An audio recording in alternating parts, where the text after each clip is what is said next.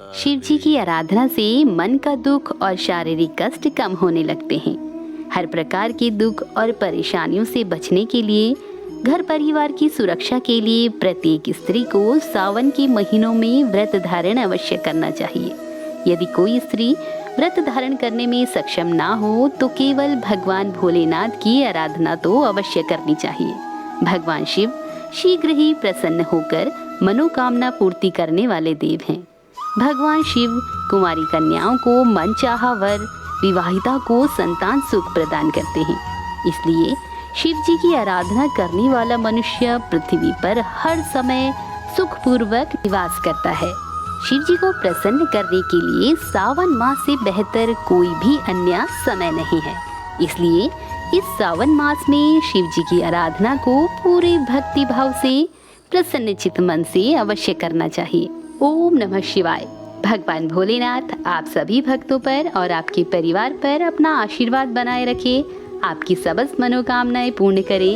इसी शुभकामना के साथ स्वागत करती हूँ आपका एक बार फिर से नीलम ज्ञानवाणी चैनल में। भक्तों, आज की वीडियो में जानेंगे 22 जुलाई से आरंभ होने वाले श्रावण मास इस साल क्यों है इतने खास। इस श्रावण मास क्या दुर्लभ योग बन रहे हैं। श्रावण मास में कैसे करें भगवान शिव शंकर को प्रसन्न। श्रावण सोमवार व्रत की विधि। सुहागिन महिलाओं को किस उपाय को करने से अखंड सौभाग्य का आशीर्वाद भगवान से प्राप्त होगा। श्रावण माह में कौन सी ऐसी चीजें हैं जो आपको बिल्कुल नहीं खानी है। साथ ही जानेंगे यदि आपकी जन्म कुंडली में कोई दशा पीड़ादायक है या कुंडली में किसी भी प्रकार का कोई दोष चल रहा है तो इस श्रावण माह में स्वयं किस प्रकार के उपायों के द्वारा ग्रह शांति के लिए आप पूजा कर सकते हैं। और अंत में मैं आपको बताऊंगी एक ऐसा अचूक उपाय जिसे करने से आपके जीवन में आ रही समस्त समस्याएं जल्द ही समाप्त हो जाएंगी और आपके जो रुके हुए काम हैं वो जल्द ही बनने लगेंगे। तो सभी जानकारियां आपको आज के एक ही वीडियो में मिलने वाली हैं, इसलिए वीडियो को ध्यानपूर्वक अंत तक जरूर देखें और श्रावण मास से जुड़ी सभी जानकारियां अपने दोस्तों के साथ शेयर भी जरूर कर दीजिएगा। और हाँ, वीडियो को लाइक करना बिल्कुल ना भूलिएगा। तो आइए सबसे पहले जान लेते हैं कि साल 2024 में श्रावण मास क्यों है इतना खास। इस साल श्रावण माह में करीब 72 साल बाद यह दुर्लभ संयोग बन रहा है। सोमवार के दिन का संबंध सोम यानी चंद्र ग्रह से है। चंद्रमा भगवान शिव के मस्तक पर विराजमान है। ज्योतिष शास्त्र के अनुसार चंद्रमा स्त्री कारक ग्रह है एवं मन का प्रतिनिधित्व करता है। इसलिए स्त्रियां अगर सावन में शिव जी की पूजा एवं श्रद्धा भक्ति से सभी सोमवार का व्रत रखती हैं तो उन्हें किसी भी प्रकार का मनोविकार या दुख नहीं होता। चंद्रमा ही समस्त औषधियों का कारक है, इसलिए सावन के व्रत उपवास स्वास्थ्य आदि के लिए उत्तम होते हैं। इस बार सावन का पवित्र मास सोमवार से प्रारंभ होकर सोमवार को ही समाप्त होगा। भक्तों को सावन में शिव आराधना के लिए 5 सोमवार मिलेंगे। गुरु पूर्णिमा के बाद 22 जुलाई सोमवार को सावन का ग्रहीय संयोग भक्तों की मनोकामना पूर्ति करने वाला है। सावन के प्रत्येक सोमवार को शिव आराधना करने से चंद्रमा बलवान होता है, जिससे व्यक्ति अपने जीवन में सही निर्णय लेकर हर प्रकार की असफलता एवं संताप से दूर होता है। सोमवार से सावन का प्रारंभ एवं विशिष्ट ग्रह स्थिति व्रत करने वाली महिलाओं सहित सभी के दुखों का संहार कर कल्याण का मार्ग प्रशस्त करेगी, जिसके फलस्वरूप घर परिवार में सुख सुविधाओं की वृद्धि होगी। इसके साथ ही श्रावण मास के दौरान सर्वार्थ सिद्धि योग, अमृत सिद्धि योग, रवि योग बन रहा है। साथ ही ग्रहों की स्थिति के कारण कुबेर योग, मंगल गुरु युति, शुक्रादित्य योग, बुद्धादित्य योग, लक्ष्मी नारायण योग, गज केसरी योग, शश राज योग जैसे योग बन रहे हैं। तो आइए अब जानते हैं श्रावण मास में किस प्रकार करें भोलेनाथ को प्रसन्न। तो श्रावण मास अपने आप में बहुत खास है, क्योंकि श्रावण मास में ही भगवान भोलेनाथ का विवाह देवी सती के साथ और देवी सती के ही दूसरे जन्म में देवी पार्वती से भी विवाह श्रावण मास में ही हुआ था। इसलिए भोले शंकर का प्रिय महीना श्रावण मास को माना जाता है और मान्यता है कि इस महीने में सरल पूजा विधि द्वारा भी भगवान भोलेनाथ प्रसन्न होकर अपने भक्तों को मनोवांछित फल प्राप्ति का वरदान प्रदान करते हैं। अब आपको भोलेनाथ को प्रसन्न करने के लिए प्रत्येक सोमवार को गंगा जल, दूध, दही, घी, शक्कर से शिवलिंग पर अभिषेक करना है। भगवान शंकर को बेलपत्र, चंदन, पुष्प, धूप, दीप अर्पित करनी है और सच्चे हृदय से भगवान का स्मरण करना है। ऐसा करने से भगवान भोलेनाथ अवश्य ही अपने भक्तों पर प्रसन्न होकर उनकी पूजा स्वीकार करके उन्हें मनचाहा वरदान प्रदान करते हैं। तो आइए अब जानते हैं कि श्रावण मास में किस उपाय को करने से सुहागिन महिलाओं को अखंड सौभाग्य का आशीर्वाद भगवान भोलेनाथ से प्राप्त होता है। यदि संभव हो तो श्रावण मास के प्रत्येक दिन, अन्यथा सावन के सोमवार के दिन पति और पत्नी दोनों को ही शिवलिंग पर जल अर्पित करना है, बेलपत्र अर्पित करना है। इससे भगवान की विशेष अनुकंपा आपको प्राप्त होगी।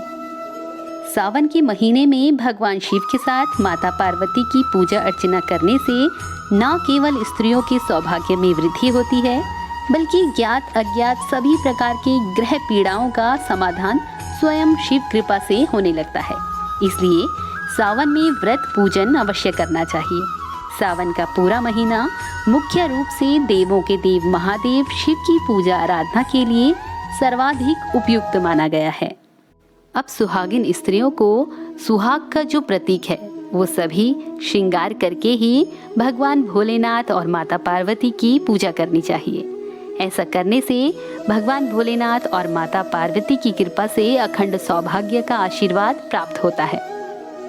आइए अब जानते हैं कि श्रावण मास में किन चीज़ों को आपको बिल्कुल नहीं खाना चाहिए। तो सावन में बैंगन का सेवन करने से मनाही की जाती है।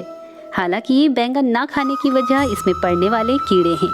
बारिश में मिलने वाले बैंगन अंदर से कीड़े लगे होते हैं, जिन्हें खाने से फूड पॉइजनिंग की दिक्कत हो सकती है। दूसरा, हरी पत्तेदार सब्जियाँ। पत्तेदार सब्जियों में भी बारिश के मौसम में काफ़ी ज़्यादा कीड़े लगे रहते हैं। हरे रंग के ये कीड़े पत्तियों से चिपके होते हैं, जो कई बार अनदेखी में सब्जी के साथ चले जाते हैं, जो सेहत के लिए हानिकारक होते हैं। तीसरा, आपको दही का सेवन श्रावण के महीने में नहीं करना है। सावन में दही खाने से बचना चाहिए। दरअसल दही इस मौसम में जल्दी से गुड बैक्टीरिया के साथ बैड बैक्टीरिया बनाने लगती है, जिससे उसमें खट्टापन आ जाता है, जो सेहत के लिए सही नहीं है। सावन में अगर दही खानी है तो बिल्कुल फ्रेश खाएं और पुरानी दही बिल्कुल ना खाएं। अगला है दूध और दूध से बनी हुई चीज़ें।